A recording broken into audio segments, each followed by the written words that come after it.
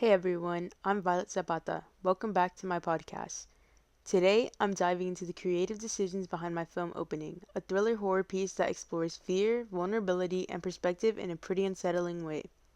So, my media product is a film opening, inspired by the Poughkeepsie tapes, and it's told entirely through the lens of an unknown person's camera. We follow a young teenage girl as she walks home, unaware that she's being watched and followed by someone filming her from a distance. It's eerie, it's quiet, and it's meant to make you feel deeply uncomfortable. As part of my research, I looked into common conventions of the thriller and horror genres. Things like low lighting, long silences, disturbing sound design, and of course the theme of being watched or hunted. I used all of these. For example, we excluded dialogue completely, letting visuals and sound drive the tension. There is heavy breathing from the stalker, long stretches of silence, and a shaky handheld camera that makes it all feel too real. But I also challenge some conventions, especially perspective. Most horror films are told from the victim's point of view or from a third person angle, but I wanted to flip that.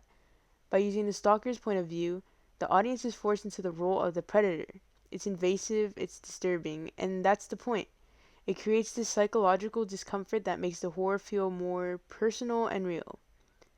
In terms of representation, I focused on the very real issue of stalking and the vulnerability many young women feel in their everyday lives. The girl in my film isn't doing anything unusual, she's just walking home, but from the stalker's perspective, she becomes a target. I wanted to highlight how terrifyingly it is for someone to be watched, followed, and invaded without their knowledge.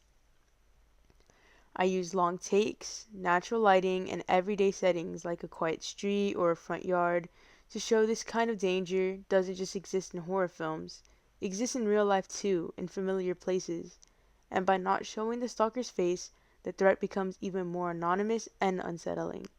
So, overall, I think my film opening uses genre conventions effectively, but it also subverts expectations in a way that deepens the psychological impact. It doesn't just scare, it makes you think, and that was exactly the goal. Thanks for listening.